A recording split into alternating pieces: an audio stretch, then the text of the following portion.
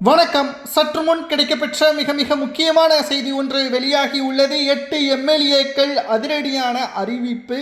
ஒட்டுமொத்த அதிமுகவும் மிகப்பெரிய ஒரு அதிர்ச்சி. எடப்பாடி தற்பொழுது அவசர ஆலோசனை ஒன்றையும் நடத்த உள்ளார். நண்பர்களே, இந்த வீடியோவிற்கு ஒரே ஒரு லைக் மற்றும் சப்ஸ்கிரைப் பண்ணிருங்க. பல நாள் திருடன் ஒரு நாள் அகப்படுவான் என்ற பழமொழிக்கேற்ப எடப்பாடி பழனிசாமி அவர்களால் எந்த ஒரு செயலையும் முழுமையாக செய்ய முடியாது.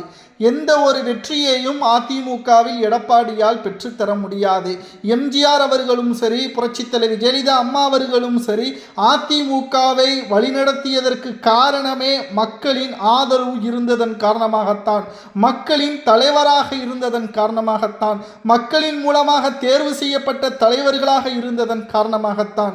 ஆனால் கூவத்தூரில் எடப்பாடி பழனிசாமி அவர்களை தேர்வு செய்த சசிகலா அம்மையார் அவர்களுக்கு துரோகம் செய்த எடப்பாடி தற்பொழுது 3வது இடத்திற்கு அதிமுகவை கொண்டு வந்து விட்டார்.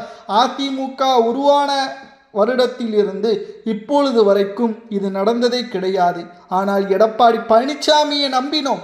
அதிமுகவில் கடைக்கோடி தொண்டர்கள் வரைக்கும் எடப்பாடியை முழுமையாக நம்பினோம். அதற்காக ஓபிஎஸ்ஐ நீக்கப்பட்ட போது கூட எடப்பாடியின் பின்னால் நின்றோம். வைத்திலிங்கத்தை நீக்கும் போது கூட எடப்பாடி பழனிசாமியின் மீது நின்றோம்.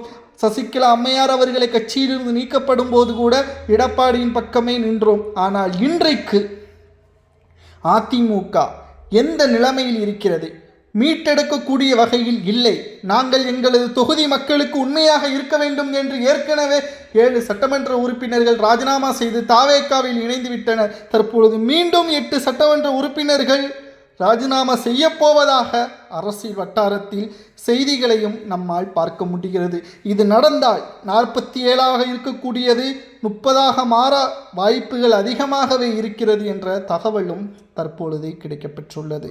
நடைபெறக்கூடிய இடைத்தேர்தல், உள்ளாட்சி தேர்தல், நாடாளுமன்ற தேர்தல் அனைத்திலும் எடப்பாடியின் தலைமை இருந்தால் எழுதி வைத்து கொள்ளுங்கள். கமெண்டில் கூட நீங்கள் பதிவு செய்து கொள்ளுங்கள்.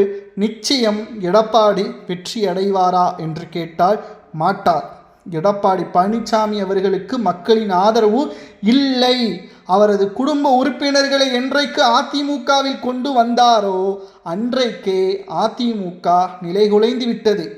ஓபிஎஸ்ஐ என்றைக்கு அதிமுகவிலிருந்து நீக்கினாரோ அன்றைக்கே தென் மாவட்டங்கள் வட மாவட்டங்களில் இருக்கக்கூடிய மோதல்களும் அதிகரித்து விட்டது.